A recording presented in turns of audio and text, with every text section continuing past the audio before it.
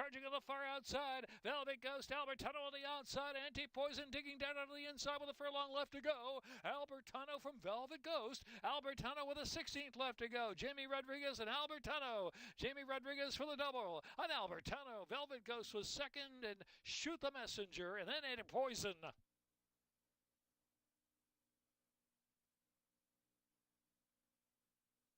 Minute 38.86.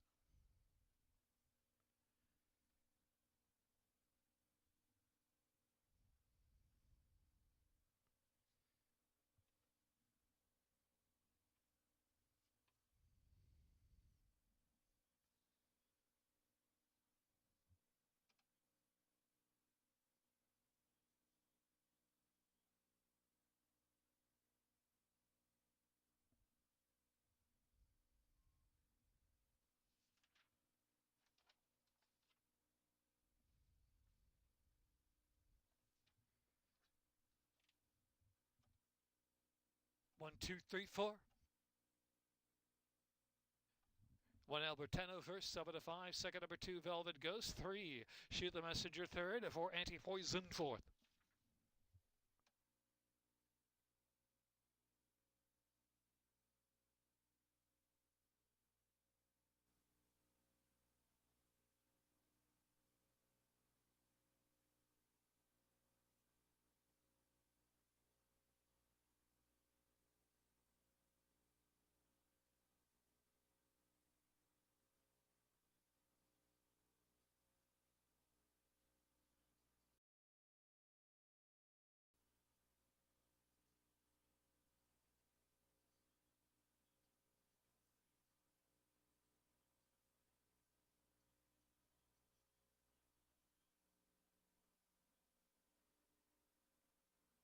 A little bit. He said he had such a great run on Saturday that he ended up cashing, so that was really cool.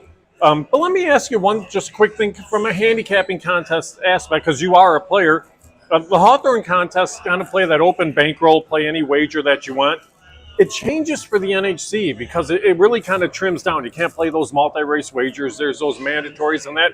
Are there players that mentioned they kind of choose one over the other, and then they're just kind of like, this is how it is for the final? You know, I think just in terms of the two contests, I think that a lot of the contest players have just sort of learned to have that versatility. Sure. Some maybe lean or they start in that $2 win place format. Right. Because a lot of the tournaments are that way, especially the online or the pick and pray. But you know, the live bankroll like we have at Hawthorne, that's playing every day, yeah. which a lot of players end up doing as well. You know, they play their contest plus their betting. So it's a different format. I would say some people probably prefer one over the other, but it doesn't seem like any of the Hawthorne type tournaments. In fact, people get excited and they just think they're some of the best because it allows you to maximize your opinion with your bankroll and play the way that you would normally play. Yeah, and there's no entry fee for the tournaments. It's keep what you make, so you can have a big day, and even if you don't win the contest, you still get to go home with that bankroll. So that's the cool thing about it, too. If people want details on the Hawthorne tournaments, go to the website, hawthorneracecourse.com. You get our handicapping info each and every day as well. So there's so much to look into. Now, we should mention today, we're at the Turf Room here in North Aurora. This is a great location. It's very festive today. You have the Irish music going on in the background. The restaurant's busy. I grabbed something to eat. I love the food here. It's always so good. But it's a great setup. You have the OTB setup, the restaurant setup. We're kind of in that transitional area right now where you're going from restaurant to OTB, but they do a great job of incorporating racing into the restaurant aspect there too. Oh yeah, it feels very, very horsey in here, from the decor with the saddles on the wall, and then there's some Triple Crown champions and some other horses that are shown on the wall with some really great artwork. So yeah, you can't come in here and not think about horses. That's for sure. Yeah, for sure it is. It's a great location. Make sure you check it out. And again, stop, get some of the food too. It's NCAA tournament weekend, so if you are playing the tournament, you can watch and wager on the racing in between those tournament games as well. Emily, today we're going to cover races from Gulfstream Park, from Laurel, and from Tampa Bay Downs. We're also going to look at the Essex from Oaklawn Park, which is taking place tomorrow. And Oaklawn's 2 stakes are good tomorrow. The rest of the card, kind of so-so, but the 2 stakes came together pretty well. Where do you want to start today? Do you want to talk briefly about the second at Gulfstream, or do you want to move ahead? What would your preference be? It's up to you. You pick the races. I'm ready to do whatever. There's a big favorite at Gulfstream where we can start looking at race 3 and they got a little bit of time till Laurel. All right, let's take a quick look at the race at Gulfstream. So we'll start out with race number 2 at Gulfstream Park today. It goes 7/8 of a mile. State Bred Maiden Allowance Company in the second. Scratch the 3 Aaron's Moment. And you're right. You look at the signal here, and you look at kind of the complexion of the race, and you mentioned it. Mama Maria is a heavy favorite in this spot. Every once in a while, we always say we want to try to beat the favorite. Sometimes you just have to settle on the favorite if they're going to be the horse to win. How did you see this race on paper, and what do you make of Mama Maria? Well, I'm handicapping it on the fly right now. So starting with Mama Maria, because I'm just kind of playing it. Well, this is one of the things at the at the NHC contest play, or even just live money. You're looking at a race as, is this a playable opportunity, right? Like if you're going into the contest play, is this a race I'm going to play or I'm going to pass? And so that decision starts with the one right now who's currently 4-5, whether you think that horse is a strong favorite. And from a number standpoint, the horse certainly fits on par, has run at the maiden special weight level, at the state bred level, and has come up short. And that was even with the lone lead going 6 furlongs in their second start back on January 11th. They were entered against Open Company. That was a maiden optional claiming 50 back on March 11th, and was a trainer scratch or re-entered to run in this particular race. So that could be some intent. Type of horse that could certainly win.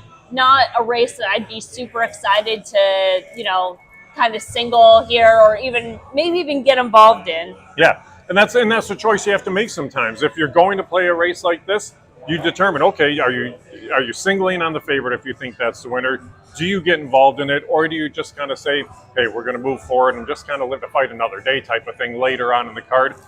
If you're looking up and down this field, I guess the only knock on Mama Maria, like you mentioned, the horse had a clear, loose, lonely lead while going a shorter distance. Probably going to have a clear, loose, lonely lead again in here today. But again, now you're asking the horse to go 1/8 of a mile further. So sometimes that can help maybe that can help, right? Because, it's a little bit more of a breather, and everybody else just kind of waits too. So and the change in post. So I mean, it's hard to tell what's going on, and I mean, here's the thing. I guess the only way that you really can look at this is one of two ways. And I think it's probably one of those races where the favorite is the likely winner. It's probably going to cruise along on the front end and take him the whole way around. Otherwise, maybe you look at the firster in here, the 5, Sin for a Season, for these reasons, all right? David Fox is a guy that he's not winning at a huge rate. He's at a 9% rate right now. Every once in a while, a first-timer pops.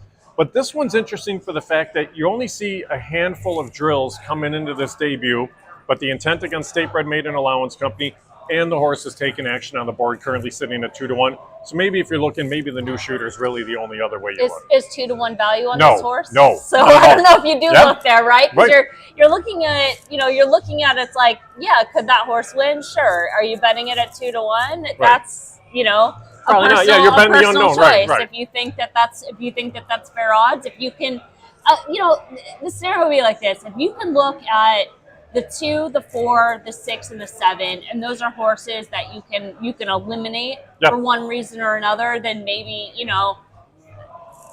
can start saying that. But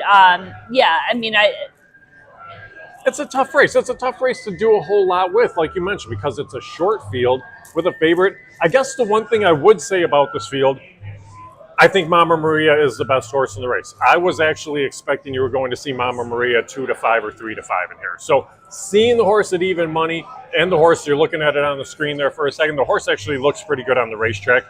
I probably would maybe take this horse, single it in some multi-race wagers, and try to find some value looking forward.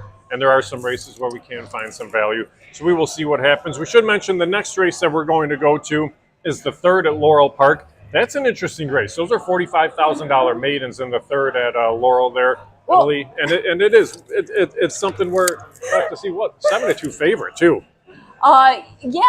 This race at Laurel, sorry, something just caught my eye on the floor at Gulfstream. So anyway, what do you see? What do you see? Tell me.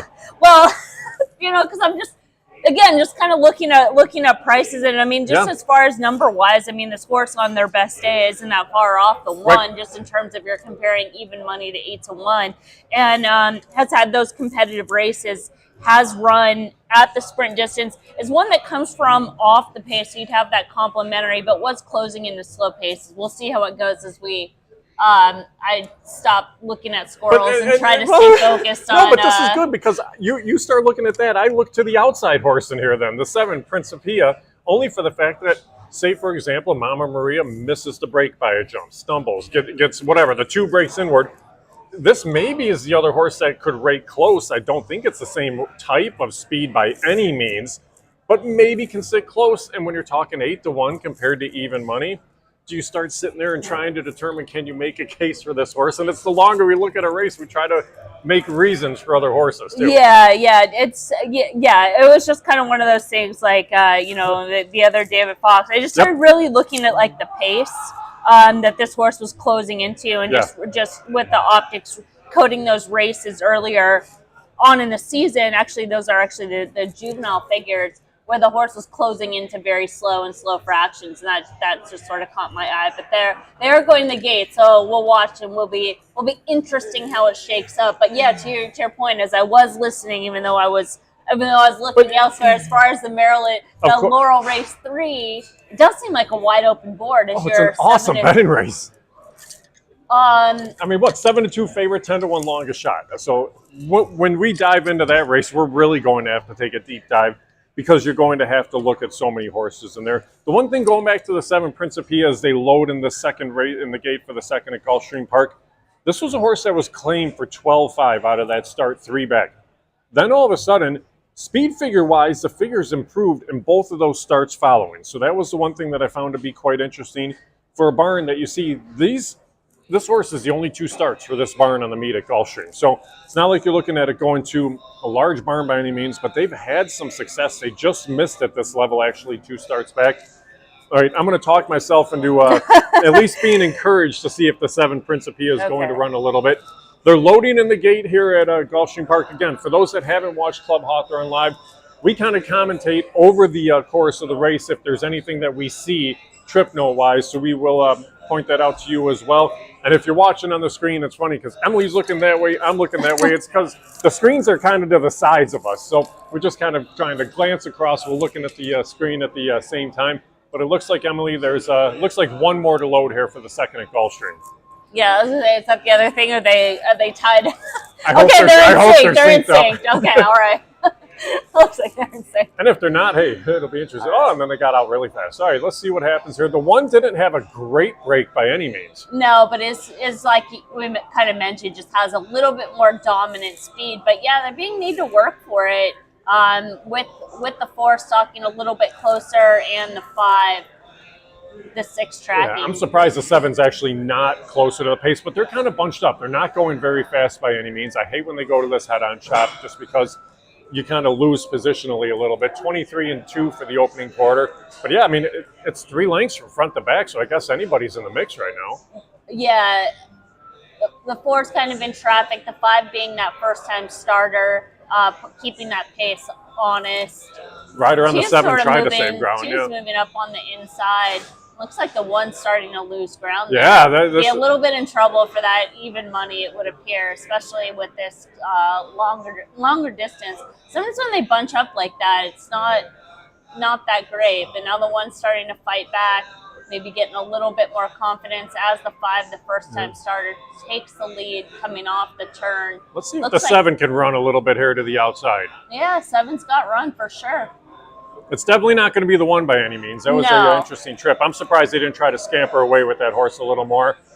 It's going to be the firster, the 7. Come on, 7, get up. No, 5-7. The video feed is like, I know, the video feed's jumping a little bit. Yeah, I mean, that's the thing. You got to, assess those favorites. And, I mean, I think sometimes, too, like with the ride, the horse got off a little bit slow. But sometimes you got to, use your strengths and try to clear. But I don't think either of us are truly there, and anybody, anybody that did single the 1 in their multi-race, trying to move on, not so great. Yeah, it was a weird trip. I expected that horse to be a little bit more clear. All right, Let's shift over to race number 3 at Laurel Park, because this is a very intriguing race. The horses are in the paddock right now. They're 11 minutes to post, 7/8 of a mile, $45,000 maidens in here. Both part of the entries do run in this spot, so do make note of that. This is one of the jurisdictions that still does have the 1 and 1A entry. They don't have the uncoupled here.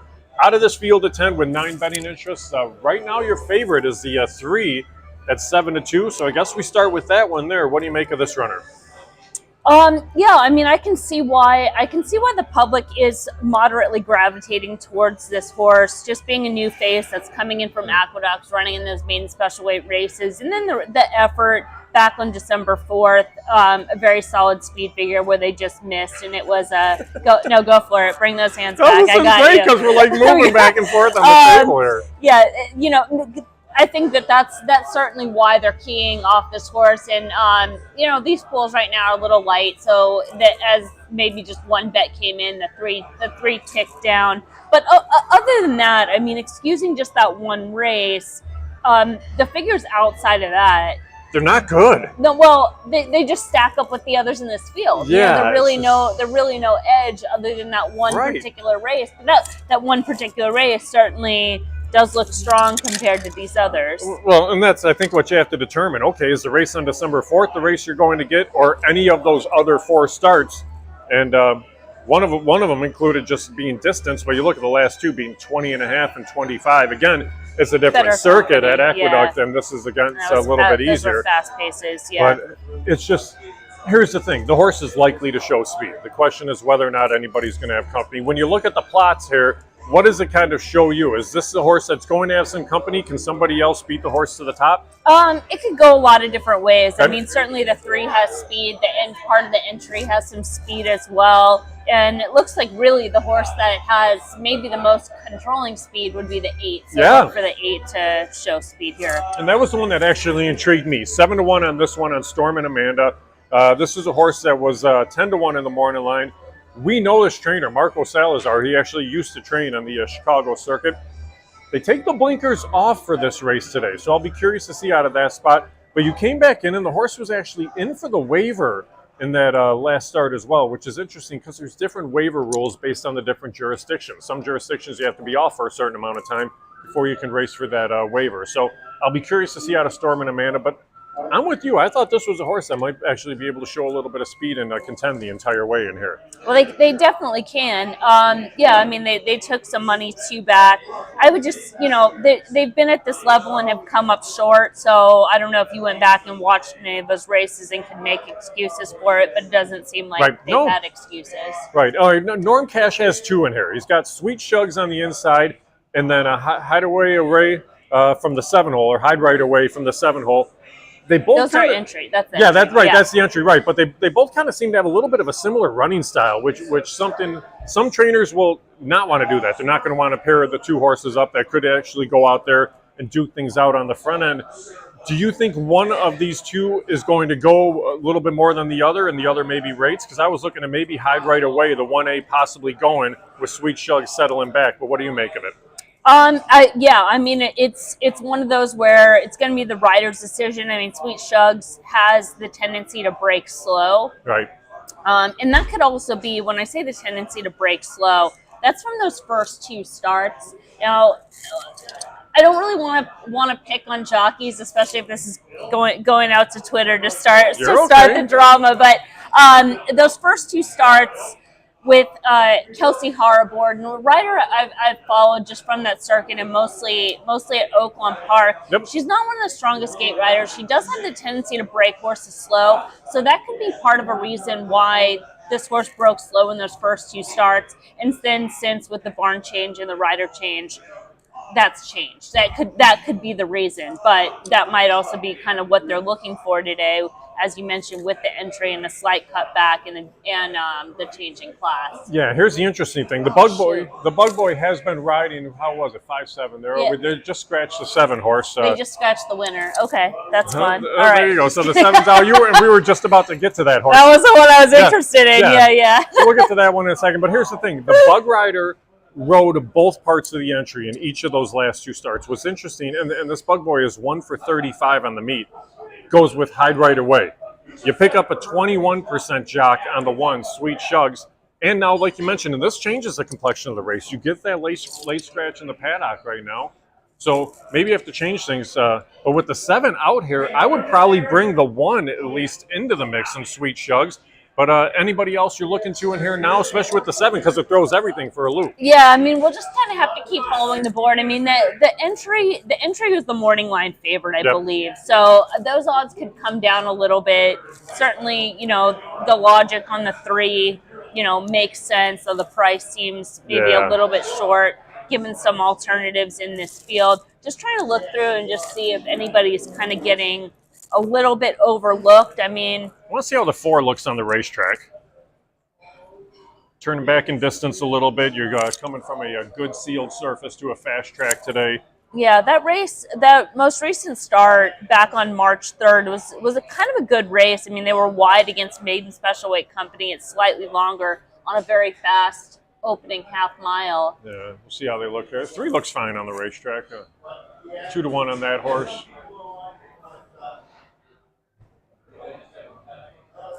Nothing overly impressive to me by any means from what we see there with the 4, 6 the hard way. You're not dropping down 45,000 here? No, Okay. I am not. First timer here in the 5. Again, nothing really overwhelming there. The 6. Looks like 5 maybe okay for turf.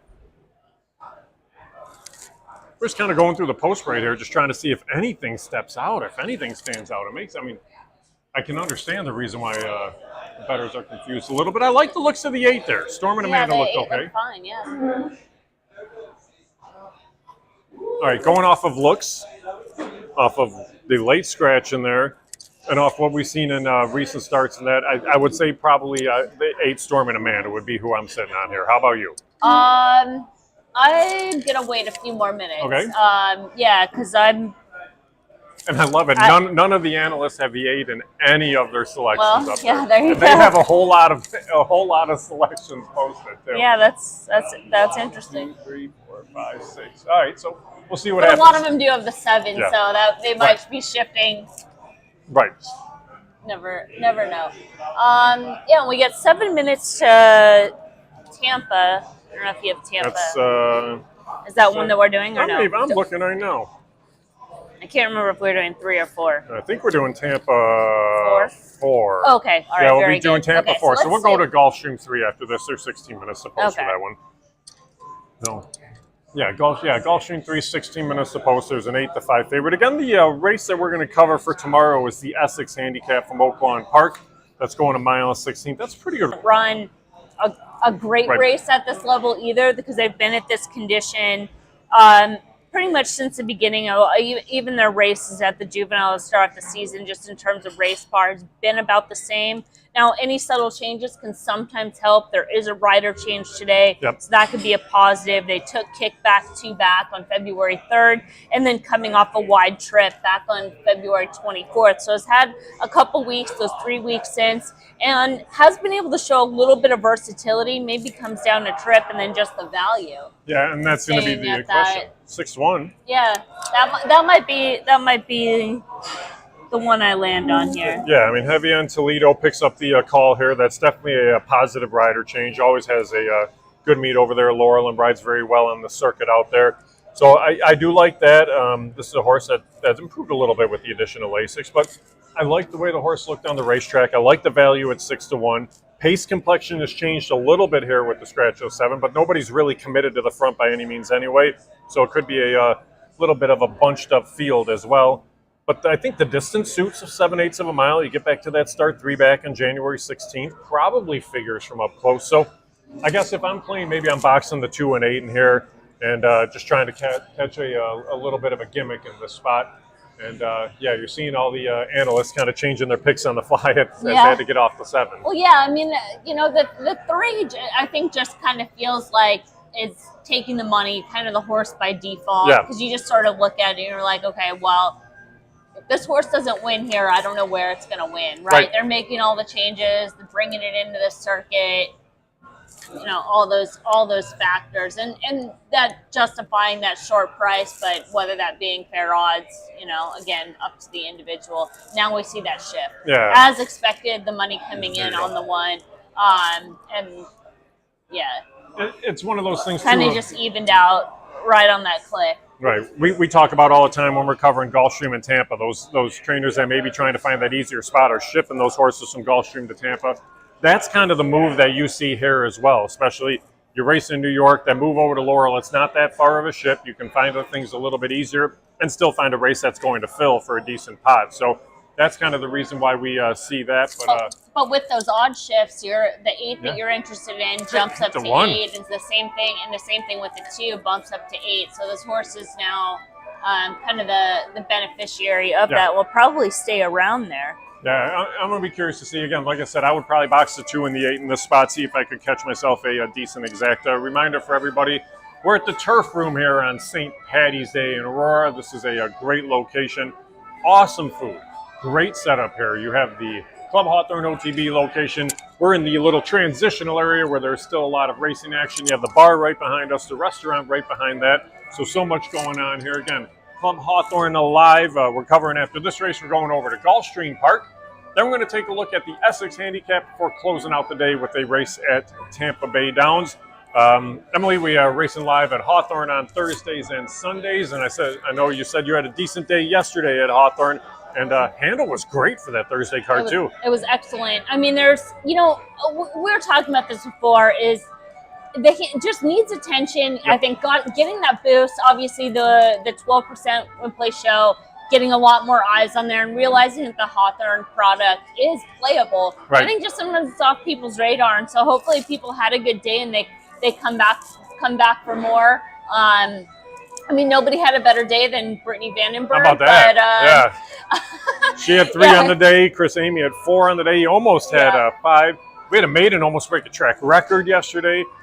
But the cool thing about it, with a really mild winter, so many more horses are ready. So to see route races this early in the year, to see fuller fields, you don't see a whole lot of that typically in the winters and spring at Hawthorne. So that's been pretty beneficial for the better, too. Yeah, absolutely. Having horses ready and then, you know, following Hawthorne, I mean, I love that. The trainers come right back with horses. We've already seen horses run twice at the meet, you know, kind of get that start, get a prep.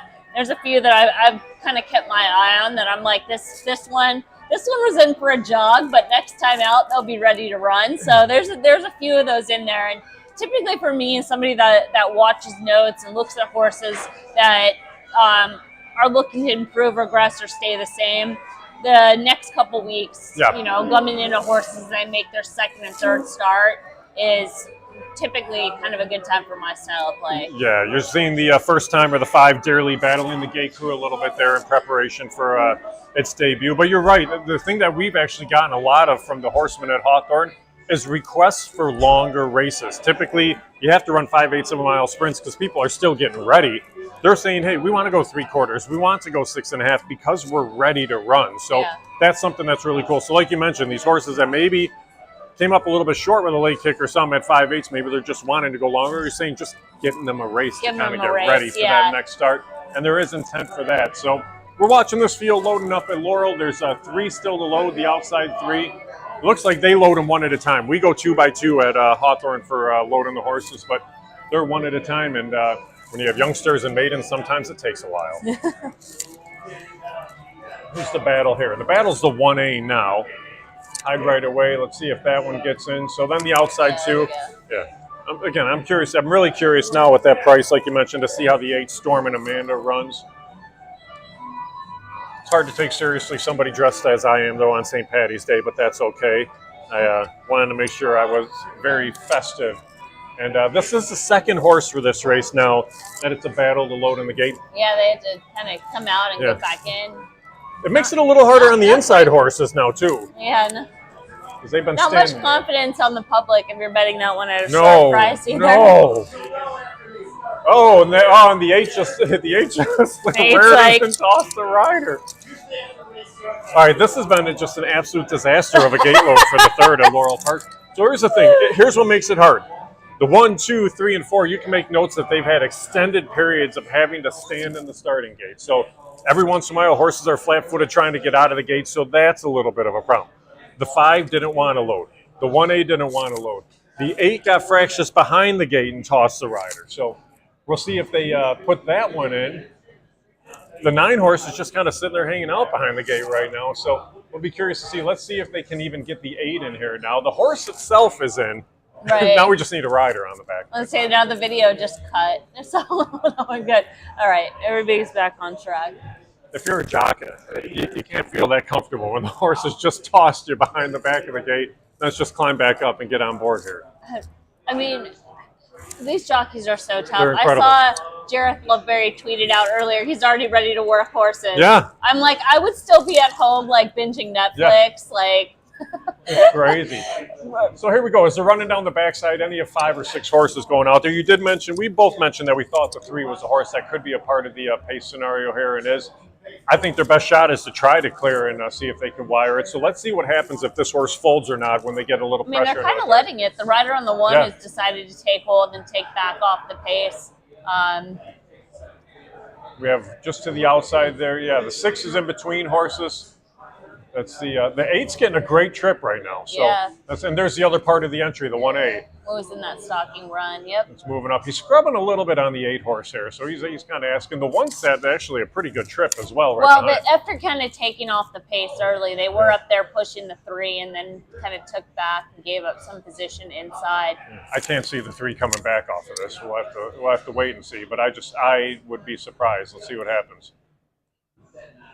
The 5 has some runs stuck behind horses. Yep. Oh, the 6 gets squeezed there and between. Then they're not asking. So, and the 1A looks to be the horse right now. Let's see what happens in between. I mean, the 3 is trying to grind back, but it would be more of the 1 coming back to the field than the 4 4 on the outside. coming by. But yeah, here comes the 4. And there it is. It's going to be the 4. Yep. 4-1-3, 4-1-A-3. 9. Yep. Just a weird race too. I mean, hard to tell on paper that was going to be a weird race. So I'm being sarcastic because we pretty much were kind of like, and you know, really going to come down to who's getting the trip and who's ready. And I think that's pretty much how it resulted. And then sort of, you know, as far as the 3, commenting on why this horse is favored and then not necessarily maybe for the right reasons. But and that horse went off at 9-5 in there. So definitely one of those things where, again, probably try to just keep away from the favorite there and move onward. All right, we're going over to Gulfstream Park here. So race number 3 at Gulfstream. They're just walking onto the track right now. I got to stop rattling the table. I keep That's okay. after that. So we have an allowance company here, a starter allowance company. They go 5/8 of a mile on the turf course here, Emily. Scratch the 1 back to normal, which is a key scratch. That was a horse that could be a factor, was going to provide pace to the race. A couple others with speed in here.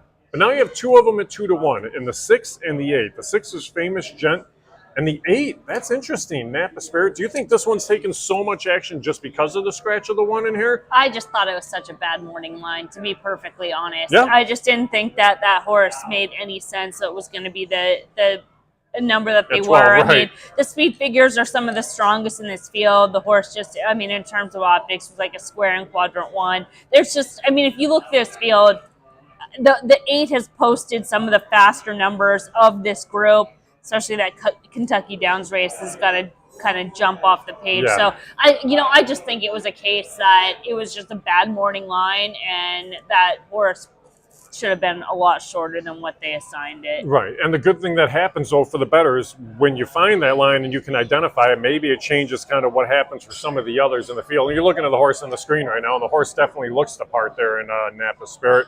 So I'll be curious to see. And this is a horse that's probably actually destined for Woodbine a little bit later on in the year. So you get Emma Jane Wilson aboard. She's probably going to go and ride the horse up there in Canada as well. But we'll see kind of how things unfold pace scenario-wise. Because really, aside from that one, you think it has to be either the 4 or 5 that's going out there as well, either Rugged Union or Inevitable Connection that's going and pushing things along early on? That has 5 furlong speed, definitely. Both those horses can be right there. The pace should be contentious. The 4, the 5, even the 3 has a little bit of early speed as well.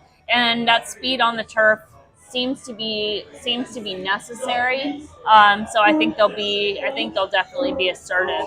Yeah, looking at the prices, both of those horses are sitting there at 7-1. So they'll be curious because they could both be duking it out. It actually wouldn't surprise me if the 8 just tucks in right behind and gets a dream trip in that spot.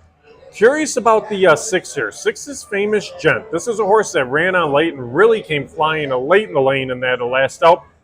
That was against a little bit easier company. That was also against State Bred company there.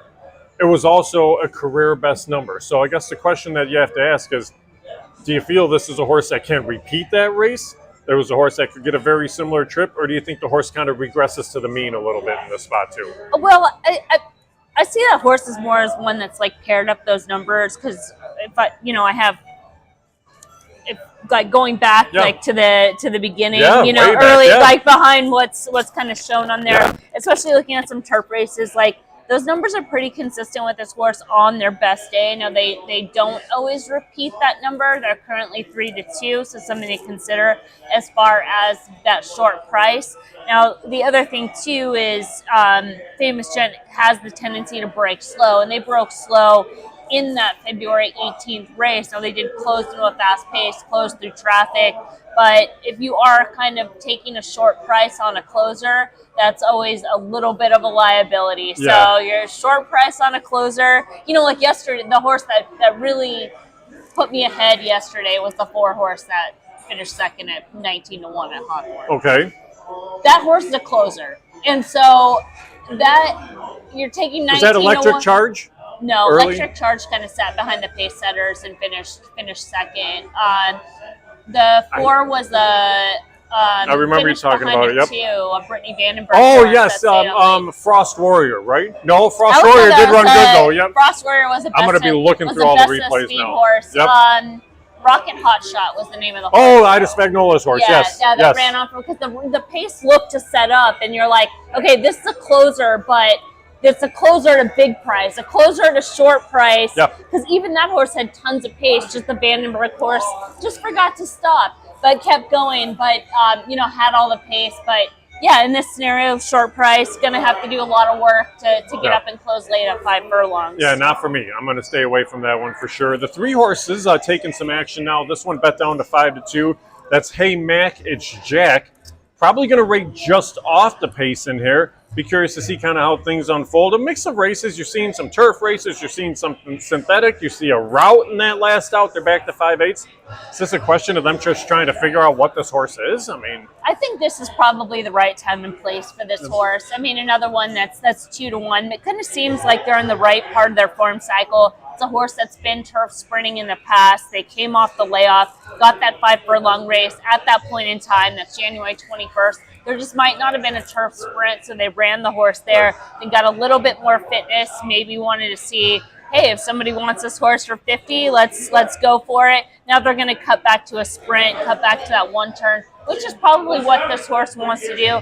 I don't know if necessarily the 5 furlongs is necessarily the key. They would probably want a little bit longer, but with the pace scenario, maybe they just fall into the right time and place. Yeah, 5.5 might be a perfect spot for that. I want to go back to the 8 Napa Spirit just very briefly here, Emily. You look up and down this field, you have a lot of horses that only have the 1 victory. You have Famous Gent who's won 5 times. This is a horse that does have a couple of wins, 2 wins out of 7 starts. Again, opened up as the favorite, currently sitting at 5-2 on the board. We're having our buddies hanging out behind us here. They're having a good time. How are you? I'm good. Yourself? Good. Happy St. Patty's Day. There you go. Napa Spirit is a horse that, again, at the distance, both victories have come at this distance of 5/8 of a mile as well. What's a price when you know a line is bad that you kind of make a determination that a horse like this that you could put a little bit of a wager on? Well, again, it's 2 separate things because, the morning line isn't really like profit line. So you kind of figure that line was bad. You sort of expect this horse to be short. And then sometimes too, that will entice people a little bit more that don't necessarily take that extra step to be like, oh, this line's bad. I like a 12-1 shot. Right. It's like you're wishful thinking. So it's, probably one that maybe could have been 3-1 on the morning line, and is probably sitting right around there as the 6 is now favored again, and then the 3 starting to take some money. So we'll probably be in that, I would say, like 3-1 range maybe by the time they go up. I didn't get a chance to look at the doubles and the pick threes, but that's always a good indicator to kind of just see where the horse is going to end up. Yeah, I'm just kind of glancing through a little bit right now, but that was actually the number I had, was 3-1. If 3-1 or higher, that's probably a horse that I would look to. Anything shorter than that, probably stay away. You're looking at 5-2 on the board right now, but again, the horse looks the part. The horse is probably destined for heading up to Woodbine throughout the course of the summer. You're picking up the rider that's probably going to be riding this horse throughout the course of the summer. So again, talk about intent. Maybe they're just kind of trying to line themselves up right now and get ready for a big summer ahead. So Napa Spirit's the horse that intrigues me a little bit. They have walked onto the turf here at Gulfstream. A reminder, after this race, we're going to talk about the Essex Handicap tomorrow from Oaklawn Park. It's the 9th race from Oaklawn. We will close things out with the 4th from Tampa today, but they just crossed the wire for the 3rd. So we have a lot of time for that to talk about that race, Emily. But they're just about to load into the gate here for race number 3 at Gulfstream. Man, we have to hope they load a little bit better than they did for that last race at Laurel Park. They probably can't load worse. That was so bad. So they have that going for them. Yeah, that was really bad. 2 riders off horses. They had to open up the front gate. Another horse rears and tosses a rider. This bunch so far, and again, it's a shorter bunch, they're doing things much more professionally here. Again, this is Club Hawthorne Live. Jim Miller, Emily Gullikson. We are at the Turf Room in Aurora right now. St. Patty's Day. There's the bar behind us. There's a lot of people. We have our buddies hanging out right behind us, betting the horses. They're running the machine, so I'll be curious to see who they're getting their money on. But so far, so good for the way the load has gone here for race number 3 at Gulfstream Park. I'll be curious to see. I think the 4 and 5 are duking it out on the front end, so we'll see if that's the case. Yeah, the 4 and 5 should be up there. I mean, the 8 has that speed. They're probably best when they're on or near the lead, especially at 5 furlongs. Emma Jane Wilson, she's super aggressive. She's one of the strongest finishers around. She has that horse in contention, and anything underneath her, you know she's going to get everything out of that horse to the wire. Just so solid. Should be right there. But yeah, 3's probably going to be a little bit closer. It should be a pretty honest pace with those runners keeping it quick. Yeah, somebody in the middle of the gate there was shaking things around just a little bit, but it looks like everybody's settled now, so we'll see how things go here for the break. Somebody broke a dish behind us too, so that's what happens when things are busy at a restaurant. But they are off in this spot. The 4 and 5, as expected, both are kind of scampering away, but the 4 actually, Rugged Union, got the jump a little bit in this spot too. Well, advantage to the 4 right now. Yeah, absolutely. And they're not really pressing along. They're riding this race like they're going to go 2 turns. Yeah, they are. Kind of keeping up. There we go. Getting a little bit more aggressive. The 3's getting shuffled back in traffic. The 8 on the outside. Yeah, a little bit of a tight hold on the 3 there. Wide, but staying up close. The 7's getting kind of a good trip, but we'll see if this long shot is good enough. The 4's starting to back up a little bit. 8 looks like they have run. The 3 also has a lot of run. Right. The jock on the 6 is riding the 6 like it's the best horse, just because it was wide the whole way, too. Yep, another one as well. So we'll see. There's a 3 that was able to split horses there, too. The 8 ran a good race, ran on, but then just the 6 out finishes them in the end. Yeah. I mean, being wide up close to the pace, you can upgrade the 8, but, pretty 6 and 3, very formful. 6, 3, and 8, they were all horses that were those favorites. Yeah, I mean, Javier Castellano rode the horse like it was the best horse. Stay in the clear. You got enough pace to run after in that spot. I didn't get to see the fractions, but clearly they were good enough because he's kept this horse in the 4 or 5 path the whole way. That was a good effort out of the 3 because Jose Ortiz had to steady. You mentioned early on that the horse got shuffled a little bit and then split horses and actually ran on pretty nicely down there along the inside too. Yeah, all those horses pretty solid. Kind of came down to trip and got that kind of honest pace if the fractions are to be believed. So. Right, exactly. And yeah, you're seeing 20. Was that 21 and 43? Yeah, that's fast. We'll see if that was the case. If it was, that's the reason why these horses came running on late, but that's kind of insanely fast there. All right, Emily, before we look at our final live race for today, which will be the 4th at Tampa Bay Downs, our feature tomorrow is race number 9 at Oaklawn Park. It's the Essex Handicap. It goes 1 mile and a 16th, $500,000 on the line. You get a field of 10 in here. You get some horses that we saw in the Derby last year, and it's an interesting race. Where do you want to start with in here Well, first? what I want to start with is you Yeah. picked this race. So what was it about this race that made you decide on it? The main thing that made me decide on this race is I thought Last Samurai was going to be the favorite. And when you have the 10 hole as the favorite there with talented older horses, I thought it had the potential maybe for some other horses at prices to step up and run good races. That's the only knock? Is Yes. just the post? Yes, That's that the was my only knock on the horse because I think it's the Really? best horse in the race. What about you? Okay. No, that's good. I love it. No, I mean, I mean, to me, a horse that, just in terms of value, the post for a horse that like Last Samurai doesn't really bother. That's not good. They just That's covered okay. the Well, TVs. there we go. So we'll go over to the 4th at Tampa in a little, but Yeah, I mean, because he can drop back and kind of make a run, especially with the pace scenario. So I'm not one of those people that like post is an automatic cross Sure. because it comes down to trip and like how horses can work out. But I thought just in terms of value, coming out of the Pegasus World Cup, the Pegasus has turned into be an extremely live race. There's been a lot of next out winners from that race. We just saw Skippy Longstocking as the most recent. That was and then Last impressive, too. Samurai was actually the first winner from the Pegasus. So he comes back, wins the Razorback, and now they're going to come back again. So in this field, he could certainly win. But I mean, as far as being a short price, I just don't know if the horse's value. But in terms of it was. In terms of that. So, I mean, I was just wondering, what. And here's the other thing that you have to determine, too, with a horse like Last Samurai. And you tend to wonder because for some horses it's important and others it's not. But it's being able to run on Lasix. So you look at this horse early on in his career, the races were all pretty decent with Lasix. Then the horse kind of goes through that 3-year-old campaign, and you're seeing a whole lot of races where the horse can't run on Lasix. All of a sudden you come back at Oaklawn Park. There was a good race back on December the 17th. Then you can't run on Lasix in the Pegasus, but then you come back in the Razorback and are allowed to and run a career best speed figure. You get Lasix for this spot. Is that something that you would factor into your handicapping at all for this race? No, because Okay. I'm looking at. I mean, I think it's easy to go there because if you're looking at results based, but if you're looking at like the class level, the type of trip, the actual speed figures, the raw times, the visuals of the horse, and where they stack up. To me, if you covered that up and we're just like, okay, look at this and tell me which of those races this horse is on Lasix and not, I don't know if people would be able to tell because, Last Samurai is a very good horse. He's not a grade 1 horse. So that's the excuse, in my opinion, for the results in the Pegasus, for the result in the Clark.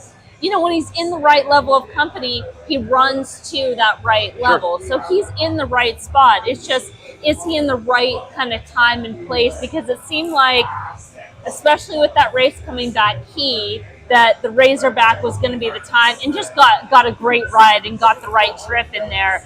So I think kind of everything came together and would need everything to kind of come together again. And there might be a little bit more complexities, but he's capable. He is capable. Christian Torres has been very good. He's had a very good meet at Oaklawn Park. I don't know if he will be favored, to be honest. Okay. With the two, I mean, I understand why the morning line is what it is, but I think with when you get like Brad Cox and you get, the Belmont horse that's going to come in with the 2 and even Silver Prospector, I don't think he'll be that strong of a favorite if he is favored. Yep. Okay. Where else do you want to go to in this spot? What? Who else do you want to take a look at? You go first. All right. Here, let's start with some of these horses that ran in the Derby last year. It doesn't mean that necessarily they're in with a big shot, but you're going to see pace probably out of the 5 Classic Causeway. There's not a ton of early speed in this race. So a horse like Classic Causeway coming in off a layoff hasn't run since last October. I've never really been sold on Classic Causeway as a great racehorse by any means. But again, there's not a ton of pace in there, so I think this horse at least could be a factor. Although Call Me Fast right next to it probably goes out there and pushes things along too. Yeah, I mean, I think so too. And this is one of those also where, like, if we're talking the morning line, I mean, Classic Causeway at 15-1 is really hard to see that. I would definitely take a flyer on that all day long. That's a crazy price. Now, what is interesting, and this will be part of when we were doing Rebel Day, Yeah. and I'm like, I asked you, I was like, your opinion of the 7 horse whose name I'm forgetting, Confidence Game. And you're like, Yeah. I don't really have an opinion. I'm like, okay, well, look at this, and and then one of the things that like really kind of like keyed it for you was you're like, well, they could have run here, but they didn't. So the intent. Now, it's there's never the same. But as far as Classic Causeway, they were entered last weekend at Tampa to run in the Challenger, which is a Grade 3 event that's on the main track at 1 mile and a 16, and they run here. The Challenger is a $100,000 purse. This is a $500,000. Yep. So that could also kind of key some intent. So not only just with Trip, Ken McPeak has been sending out some live runners. He had that Return Happy horse that won yesterday. Forget what it's Smile called. Happy, yeah. I think it was Smile Happy. I think, I know it was like a 3. I know that. Right, ran a good race, That horse ended up winning off the layoff yesterday, had another winner on the card. So the barn's going really well right now. So again, could be intent in addition to Trip. And you're right, though. Here's the thing: $60,000 winner share compared to $300,000 winner share. So that is something that you have to take into regard. Now, how about the Brad Cox runner, the 7, Forza de Oro in here? This is a horse that has been in New Orleans. There's going to be a ton of races coming up in New Orleans where this horse could be worth a look too, but yet they choose to come here for a $500,000 race, and the form does seem pretty solid with this horse. The question is, do they go out there and contend for the lead? Do they tuck in just behind? It looks like the horse has the capabilities to do both. Yeah, he does have the capability to do both. The question is, at what level does he have the capability to do both? Because that kind of seems like that's the hindrance to him. He's been another one that's been a little bit overmatched in Grade 1 company. Even the 2 races this year at the fairgrounds, he's had fairly favorable trips. He was able to sit the pocket and save ground in the Tenacious, and then coming back into Louisiana, that would be the race that you think, this is his spot. He's second off a layup. He got the fitness under his belt. This is the place that he's going to move forward. He was pressed. He lacked a lead change. He's had the 56 days since. Like, that would have been the spot. So I think this is a horse that's going to take a lot of money in here for these connections. The fact that he has some tactical speed. Giroux ends up on this runner instead of Tawny Port, who was aboard last out, and just one that could end up falling into that underlay category. Sure. You mentioned Silver Prospector, this one from the barn of Steve Asmussen, Ricardo Santana in the saddle, horse that's been solid at the distance, horse that actually ran a really nice race in that last out. Stuck with outside draws in each of the last couple. You move down to the fence in here, but this is a horse that, again, if there's multiple that are pushing things along, this horse may just trip out too. Yeah, I mean, it could. I would say anything as far as like the post position change, that maybe the rail is the hindrance to this horse because he does tend to be a little bit better when he's outside. Now, I do think when he was younger, he was able to get a trip from the inside, but it's going to come down to how fast they go in those other horses, because he's, again, and at this level, keeping in mind another $500,000 purse. It's not the 100, the 125s he's been running from this season. So this being a step up in class, where he does want to sit a little bit closer to the pace. If that pace is fast, is that something that takes out of him? If it's too fast, he ends up getting shuffled too far back and then has to kind of move outside to make that run. So I think in terms of trip, that's something that you have to consider in terms of price. Yep. All right, now look to the 9 horse here. That's Keystone Field. This one from the barn of trainer Mike Maker. It was a really good effort two back. That wasn't necessarily anywhere close to the level of this company. And then they tried the horse against Grade 3 company in the Razorback, and the horse didn't show a thing. But instead of dropping it back down, they're going to try Grade 3 company again. And Mike Maker is no dummy by any means. He knows what he's doing. Do you give a horse like Keystone Field an opportunity at a price? At a price, sure. Yeah. I wouldn't talk anybody off this horse at a price, because that race was kind of inexplicably bad. I mean, he wasn't an ideal trip. He was wide and he was between horses.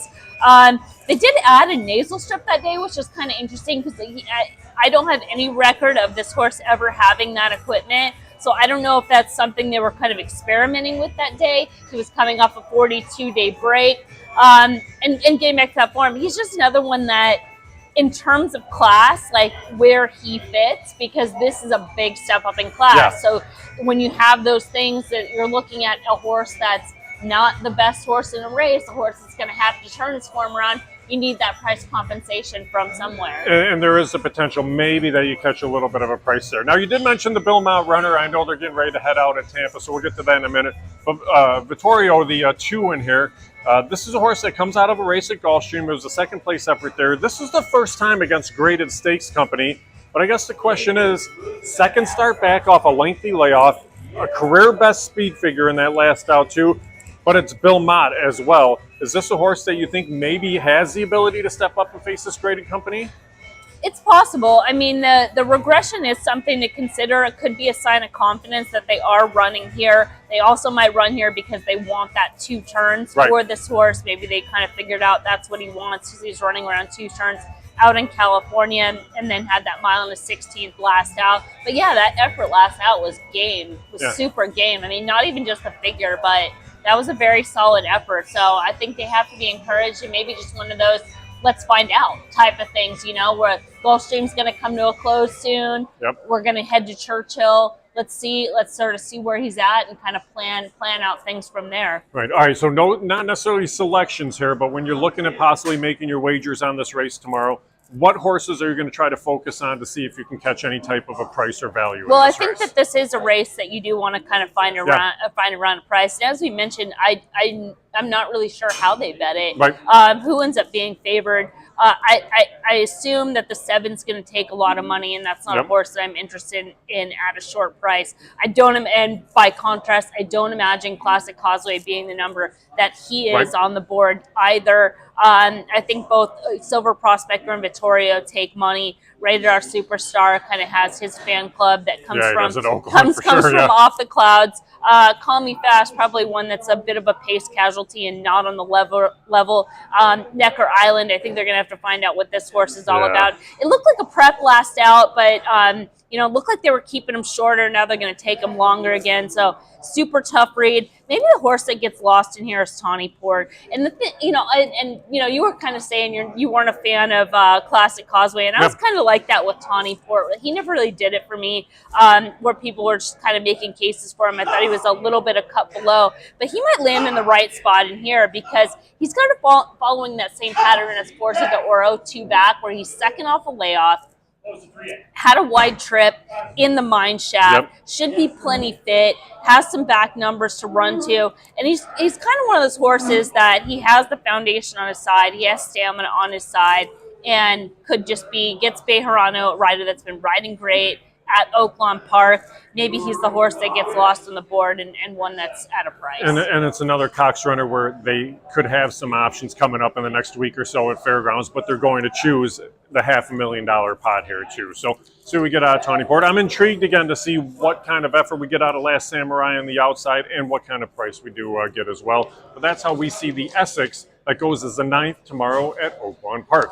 All right, the last race that we're going to look at on today's show, Emily, is the 4th from Tampa Bay Downs. $25,000 maidens in the spot. They go 5.5 furlongs. We scratched the 5 in here. That is incredible, Bill. That was the morning line choice. So with that one out, looking at the board right now, it looks like the 4, Little Big, is your current favorite. This is a horse that could show a little bit of speed in this spot. I think they might have some company in here, and there's a lot of question marks. You have the 2 off a long layoff. You have a couple of first-time starters. So let's start with the favorite there. I think this is a favorite that you can definitely beat in this race. What about you? The 4 Little Big right now. What are your knocks on this one as a favorite? So not necessarily knocks as a favorite, just knocks at the fact that I think you're going to have pressure up front. I expect that the 2 Catch On Emotional is going to go. Just kind of looking at the work pattern there. It's a lot of bullet drills. It's a long return. Best Race is able to show some speed. And then just looking at the 2 first-time starters. It's a long pattern of drills for each. You just tend to wonder if that first time out, usually their best route to go is at least try to hustle away from the gate for position. So that was the only reason. Not necessarily even a knock on the horse, just a knock on maybe what the trip could be for this horse. Yeah. Kind of one of the same. Just sort of like what was your knock on the horse as the favorite. So from a pace scenario becomes vulnerable. So then do you X out those other 2 horses? I can't. I actually couldn't X out the outside horse, the 7, Miss Inez. This was a no. horse I meant those other 2 pace setters. Yes, I did. Yes. Okay. Yes. So now by process of elimination, you're down to which? So I'm 1 and 7. So I was looking at both the 1 and 7 at a price. Then okay, you look at the race 2 back. That was a race that again not great. But the races 3 and 4 back, I thought were maybe enough to bring the horse in the mix if there's enough pace to chase. So when you're looking at 16-1 in a short field here, that was kind of the reason that I thought maybe you could have a horse that could pick off some horses in the lane. Yeah, I mean, I think then that's the horse that you would. I mean, you have to play that horse, right? Because I mean, you're making a case for a 17-1 shot with a rider with a horrible record in the saddle. Well, that's why you're getting yes. 17-1. Yes, you know, those are all. Chris Larby said this the other day or tweeted this out the other day. If it's in the PPs, it's in the price. Yeah, that's part of why you're getting 16-1. If you have Gallardo aboard, maybe you're getting 8. Yes, like those are the things that. So it comes down to your price, and that's you're getting a lower percentage rider, so you're getting the price compensation. Right. Let me ask you this, just from your handicapping thoughts, because for me, the 2 would be an automatic toss for me, regardless of what I saw, only because of the long layoff. And the horse could win, could run out of the screen. Whenever I see the double line on the past performances with the horse being off just so incredibly long, I have to see a start coming back. How do you treat horses like this? Yeah. This is a little bit too long of a layoff. Yeah. I mean, the previous numbers in races, absolutely. I mean, this horse stands out. But yeah, the layoff's a little bit. And 9 to 5. And 9 to 5. Yeah, that combination is just not something I'm gonna play, while recognizing running back to those efforts.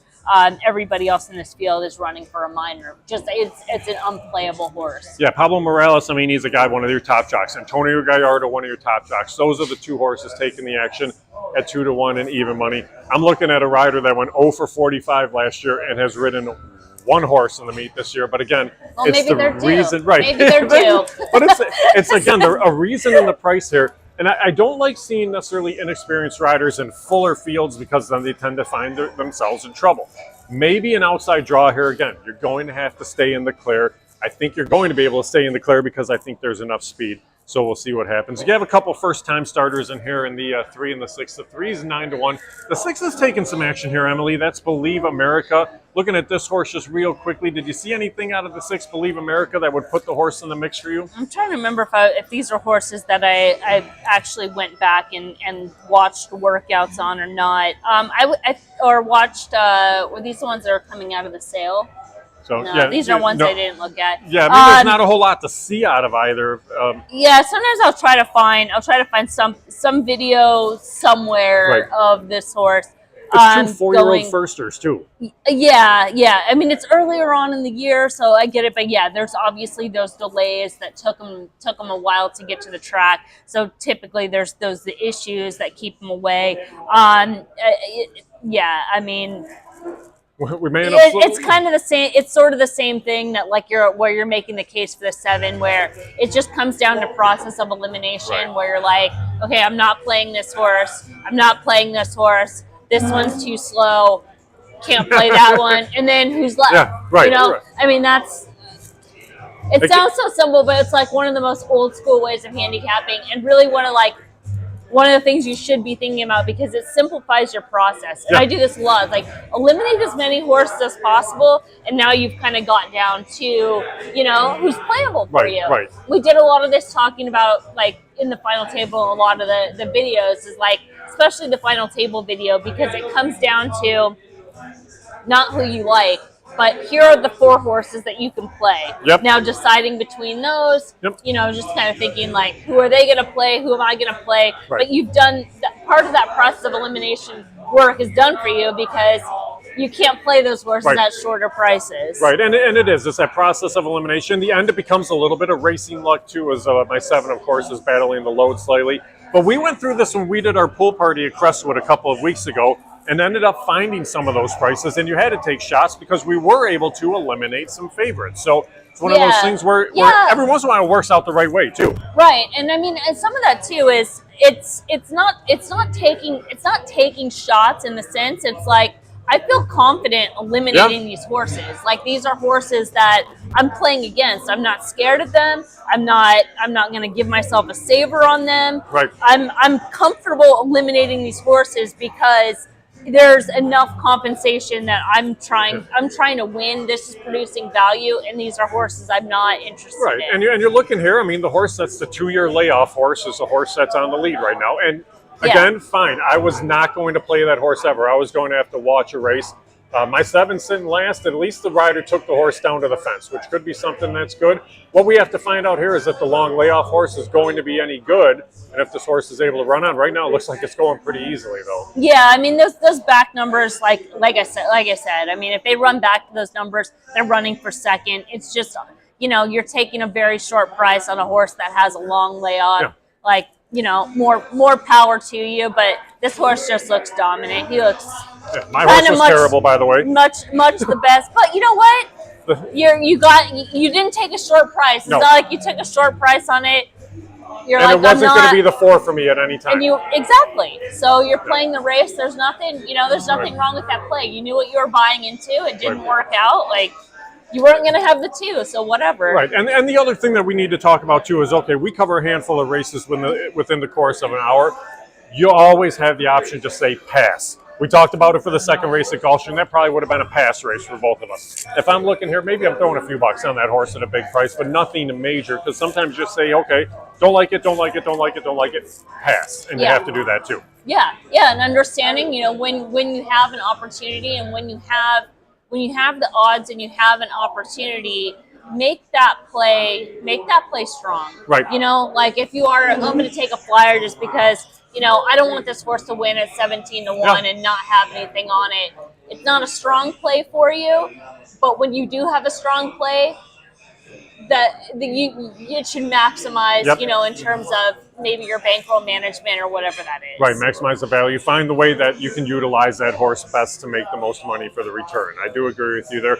All right, Emily, before we sign off today, just a reminder for everybody, they can always find our selections on the website at hawthorneracecourse.com. You do an extended analysis of all of the Hawthorne races, but you're covering other tracks as well, too, correct? Yeah, and I mean, I'm trying to do a little bit something different with the Hawthorne races in terms of analysis because, you know, I know there's plenty of picks up there, and really what I want is with the intrigue and the interest of Hawthorne is to look at these races and for people to just go, oh, that's interesting, let me take a look. Sure. Because then the more eyes and the more interest that you have on there, the better. But there's a lot of good information in there, Oaklawn, and then just kind of whatever comes up throughout the week. Yep, and you can follow you on Twitter. You have a lot of great information out there. The optic spots for Hawthorne are free. Yes. So that's important. And notes as well. And there's a lot of work that goes into those notes. There is. But there's a lot of value that comes from it too. So make sure you check it out. Again, 12% win play show. We can't talk about this enough.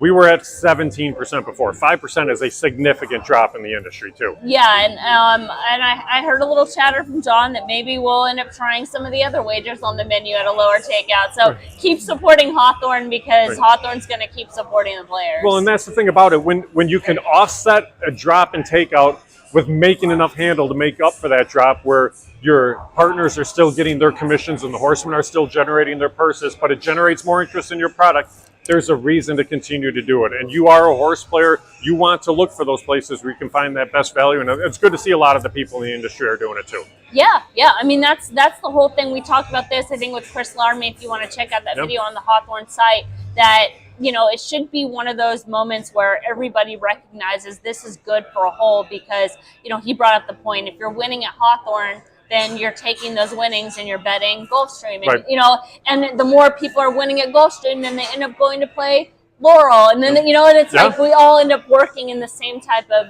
ecosystem. So, you know, I'm proud to be with the team at Hawthorne that's like, all right, nobody wants to go first. Let's go. And let it be us. Like, you know, now it's on you. Well, and that's the thing. So a 12% win play show, take out 15% on pick 4s and pick 5s. Stay tuned to see if anything else drops as well. But that's what we want. We want to bring interest to the racing at Hawthorne. All right, that wraps it up for another edition of Club Hawthorne Live. We are not going to see you next week. So we'll be back in a couple of weeks. We have just so much going on that we have to take care of some of our great partners in racing as well. But we will see you in a couple of weeks. So for Emily Gullikson, I'm Jim Miller. We'll see you back in 2 weeks for another edition of Club Hawthorne Live. Good luck.